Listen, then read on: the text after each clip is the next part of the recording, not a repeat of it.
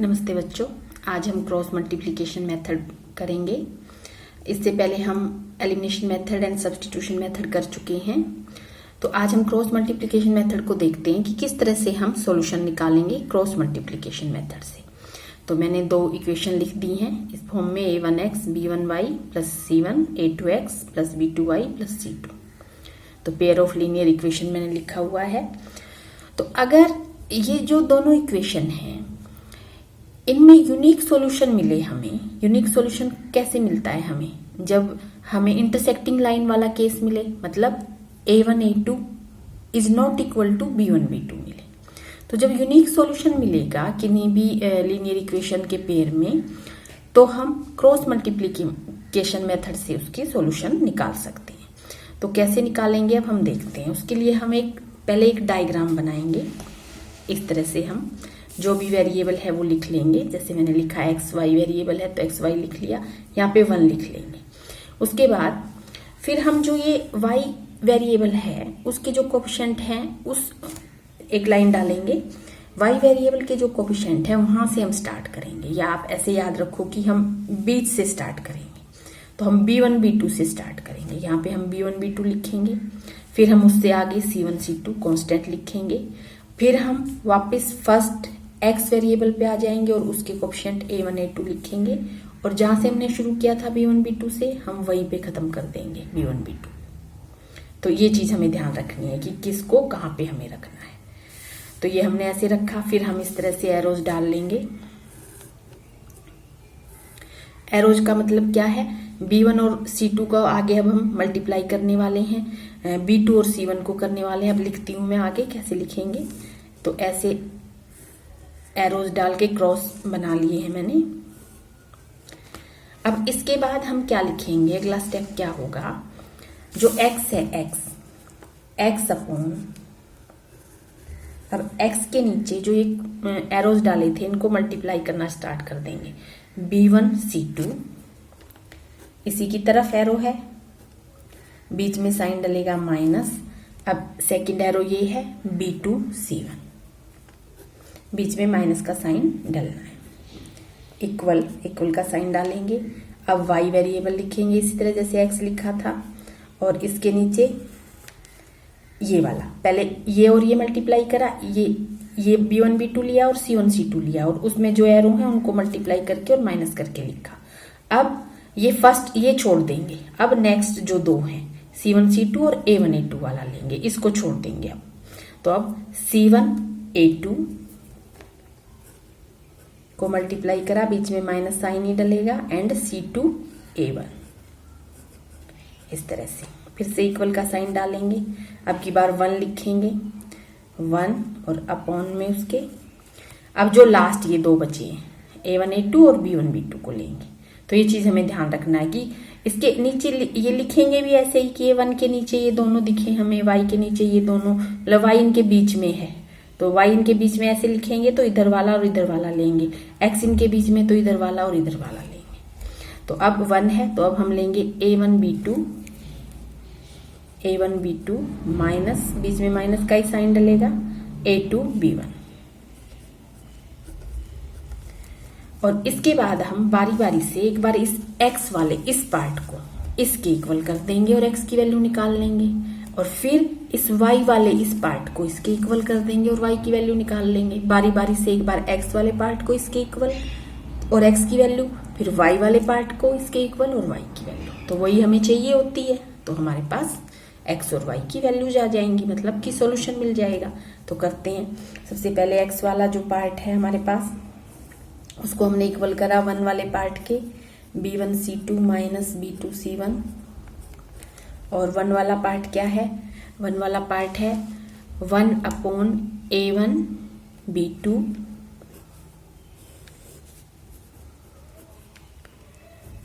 Minus a2 b1। तो x की value कैसे आएगी, अब x को यहीं छोड़ देंगे और ये उस तरफ चला जाएगा, घूम के यहाँ पे आ जाएगा, मल्टीप्लाई कर देगा इस पूरे को, यानी कि ऊपर यहाँ आ जाएगा, वहां डिवाइड कर रहा है तो यहाँ मल्टीप्लाई करेगा आके। तो x की वैल्यू क्या आ गई, इस तरह से हमारे पास x की वैल्यू आ जाएगी b1 c2 minus B2C1 and divide by जो था पहले उसमें डिवाइड में A1B2 एंड माइनस में A2B1। तो x की वैल्यू इस तरह से मिल गई। अब इसी तरह से y वाला पार्ट इक्वल करेंगे उसके। तो y वाला पार्ट क्या था, y वाला पार्ट है अब हमारे पास y अपॉन में लिखते हैं क्या है C1A2 माइनस में C2A1, और इसको किसके इक्वल करना है, इसको इक्वल करना है 1 वाले पार्ट के। और 1 वाला पार्ट क्या है, फिर से वही लिखते हैं जो अभी लिखा था, A1B2 माइनस में A2B1। और अब y की वैल्यू निकालेंगे। अब y की वैल्यू कैसे आएगी, अब y को यहीं छोड़ देंगे जैसे अभी x को किया था हमने, और ये ऊपर चला जाएगा यहाँ पे। तो y की वैल्यू आ जाएगी C1A2 माइनस C2A1 और डिवाइड बाई जो पहले ही हमारे पास है A1B2 माइनस A2B1। तो इस तरह से हमें सॉल्यूशन मिलेगा। तो अब जब सॉल्यूशन निकालेंगे तो हमें क्या करना है, अब हमें ऐसे नहीं करना है कि हम सीधा ये याद कर लें और सीधा x की वैल्यू यहाँ B1 C2 वहां से निकाला इक्वेशन से और पुट कर दिया, ये नहीं करना हमें जैसे डायग्राम अगर नहीं बनाए हमें वैसे ही अगर याद हो जाए, अगर डायग्राम बनाओगे हर क्वेश्चन में तो अच्छी बात है। जब डायग्राम बनाएंगे तो यहाँ पे जो भी B1 B2 C1 C2 equation में होगा वो लिखेंगे और फिर हम ये स्टेप करेंगे।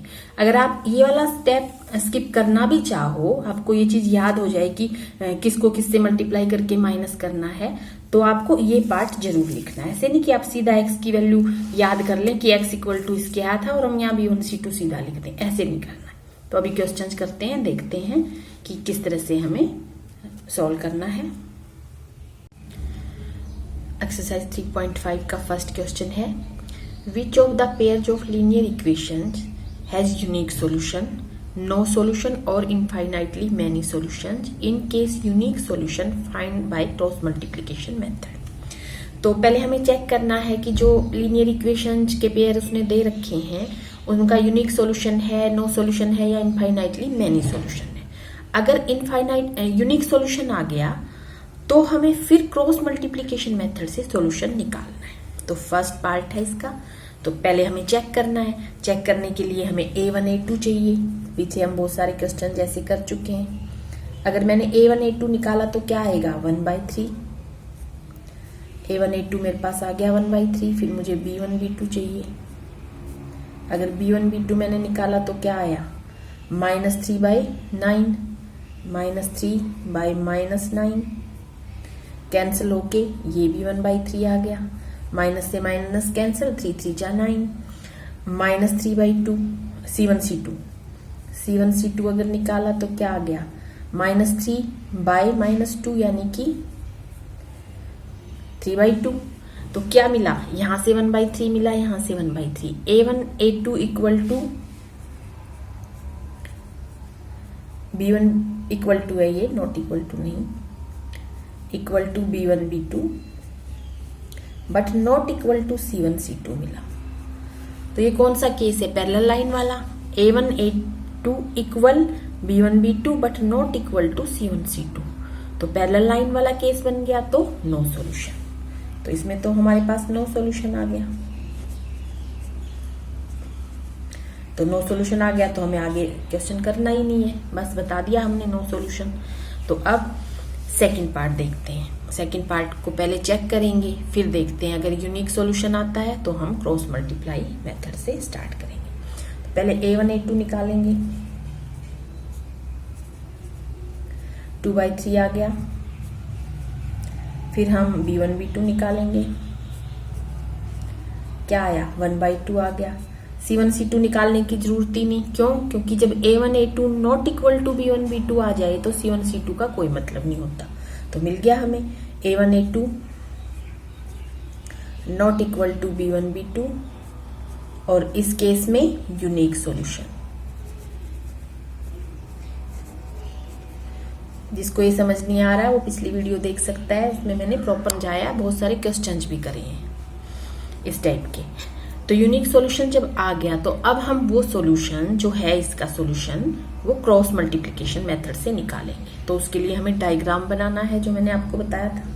डायग्राम के लिए हमें यहाँ पे x लिखना है, यहाँ पे y लिखना है, यहाँ पे 1 लिखना है। हमारी जो इक्वेशन है उसमें वेरिएबल x और y है, तो यहाँ xy लिखा। मान लो इक्वेशन में वेरिएबल uv होता तो यहाँ पे uv लिखते हैं, ठीक है। तो अब उसके बाद हमें क्या करना था, हमने इस तरह से लाइन लगाई थी। किससे शुरू किया था, b1 b2 से शुरू किया था। तो एक बार थोड़ा सा सिंपल बनाने के लिए अपने क्वेश्चन को, जो ये कांस्टेंट है अगर इक्वल टू के इधर दे रखा है तो पहले उस तरफ ही ले आओ, उसमें क्या होगा, साइन लिखने में प्रॉब्लम नहीं आएगी।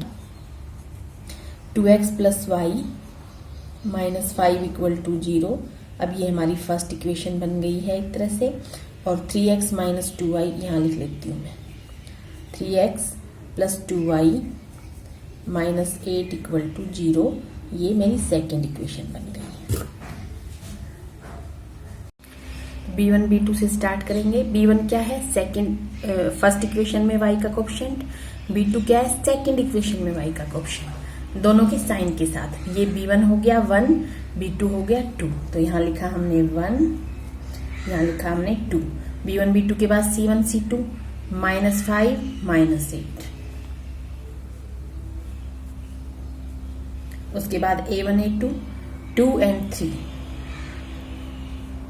फिर b1 b2 पे ही खत्म करना है, b1 b2 1 2 है। तो इस तरह से हम क्रॉस लगा लेंगे ताकि हमें आसानी रहे कि किसको किससे मल्टीप्लाई करना है। इसके बाद क्या करना है, नेक्स्ट स्टेप, अब हमें x डिवाइड बाई ये मल्टीप्लाई कर करके लिखने हैं, y डिवाइड बाई ये और 1 डिवाइड बाई ये मल्टीप्लाई करके हम लिखते रहेंगे और इक्वल टू करते रहेंगे आपस में। सबसे पहले अब हमारे पास क्या मिला, x यहाँ लिख रही हूं मैं, divide by minus 8 into 1 minus 8। ये ऐसे मल्टीप्लाई करा, 1 माइनस 8, बीच में माइनस का साइन डलता है। फिर माइनस 5 को मल्टीप्लाई करा 2 से, तो क्या बन जाएगा, माइनस 10। मतलब 2 मल्टीप्लाई बाय माइनस 5 माइनस 10 बना। तो हमने ये ब्रैकेट में रख दिया, इक्वल टू लिखते जाएंगे y के नीचे माइनस 5 मल्टीप्लाई बाई 3 माइनस 15, बीच में साइन माइनस का डालेंगे, एंड ये मल्टीप्लाई ये माइनस 8 मल्टीप्लाई बाई 2 माइनस 16 और इक्वल टू 1 के करना है। अब हमें 1 इक्वल टू हमारे पास क्या है, उसके नीचे जो भी है, 2 2 जा 4, 3 1 जा 3 माइनस 3। तो इस तरह से कर दिया हमने।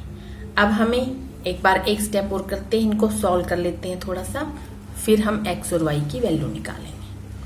तो अब x अपॉन में क्या आ गया है,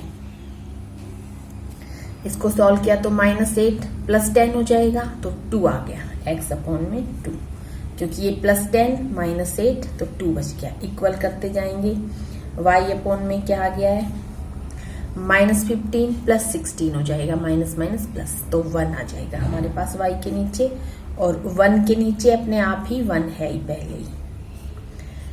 अब अगला स्टेप क्या है, एक बार x वाले को इसके इक्वल करेंगे और x की वैल्यू, फिर y वाले को इसके इक्वल करेंगे तो y की वैल्यू मिलेगी अब हमें। तो अगर हमने x वाले को इसके इक्वल किया, x by 2 equal to 1 by 1 किया, तो 2 इस तरफ आ जाएगा, 2 बाई 1 मतलब x की वैल्यू 2 मिल जाएगी हमें। x की वैल्यू मिल गई। अब हम y वाले को इसके इक्वल करेंगे, y क्या है, y बाई 1 है, इक्वल टू 1 के इक्वल ही किया है, 1 बाई 1 तो 1 ही होता है, तो y इक्वल टू 1 ही आ गया। तो इस तरह से हमें y की वैल्यू मिल गई। तो हमारे पास सॉल्यूशन मिल गया, x की वैल्यू 2 एंड y की वैल्यू 1। थर्ड पार्ट देखते हैं।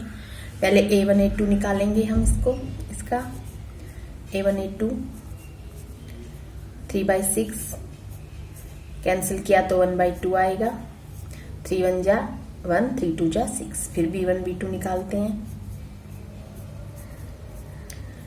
माइनस 5 बाई माइनस 10, तो ये भी कैंसिल किया तो 1 बाई 2 आ गया, माइनस से माइनस कैंसिल, 5 2 जा 10। c1 c2 निकाला तो दिख ही रहा है वो भी 20 बाई 40 है, c1 c2, तो ये भी 1 बाई 2 आ गया कैंसिल होके। तो कौन सा केस बन गया, a1 a2 equal B1 B2 equal C1 C2, और इस केस में इनफाइनाइटली मैनी सॉल्यूशन, तो infinitely many solution.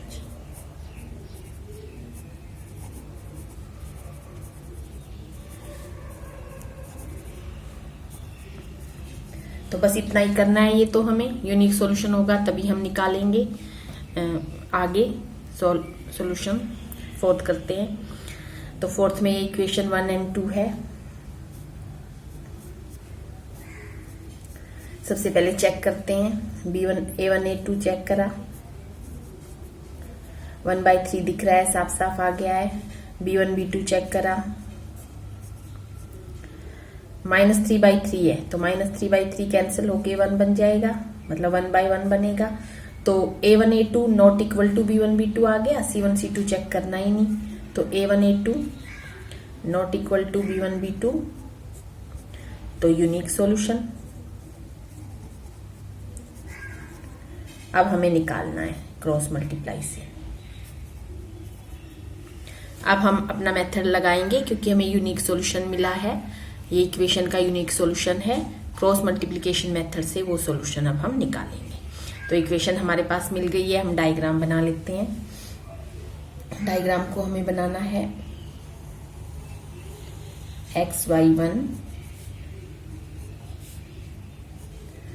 B1 B2 से शुरू करेंगे। B1 B2 क्या है, ये है B1 B2, -3 -3 -3 C1 C2 -7 -15 A1 A2 1 3 B1 B2 पे ही खत्म कर देंगे। इस तरह से हमें क्रॉस लगा लेने हैं।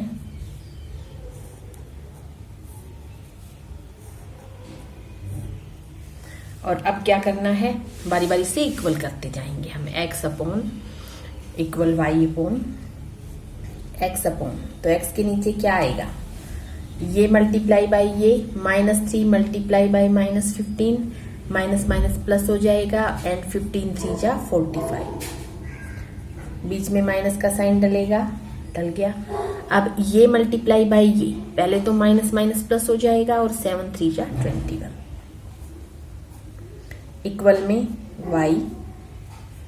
अब y के नीचे देखते हैं, -7 मल्टीप्लाई बाय 3 -21, बीच में माइनस का साइन डलेगा, -15 मल्टीप्लाई बाय 1 तो -15,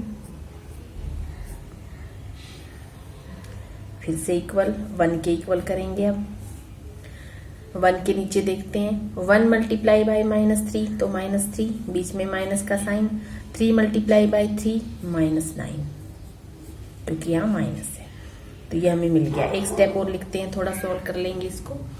तो x के नीचे क्या आ जाएगा, 45 माइनस 21 कितना बन जाएगा, 24 इक्वल y के नीचे क्या आएगा, -21 है ये, और ये +15 हो जाएगा, माइनस माइनस प्लस, तो माइनस का 6 आएगा। और 1 के नीचे ये 9 प्लस का हो जाएगा, और -3 तो 6 आ जाएगा। तो अब क्या करेंगे, एक बार x वाले को इसके इक्वल करना है, और एक बार y वाले को इसके इक्वल करना है। तो पहले x वाले को इसके इक्वल करा, x अपॉन क्या है हमारे पास 24, किसके इक्वल करा 1/6 के, तो x की वैल्यू क्या आ जाएगी, x की वैल्यू आ जाएगी 24, यहाँ चला जाएगा हमारे पास, यहाँ चला जाएगा 24 क्रॉस से, तो ये हो जाएगा 24/6, तो x की वैल्यू हमारे पास 4 आ गई। नेक्स्ट y वाले को इक्वल करेंगे, y के नीचे क्या है -6, और उसको इक्वल करा फिर से 1/6 के इक्वल, तो y की वैल्यू क्या आ जाएगी, -6 इधर आ जाएगा, -6 अपॉन 6 कैंसिल करा तो -1, तो y की वैल्यू -1 एंड x की वैल्यू 4 आ गई।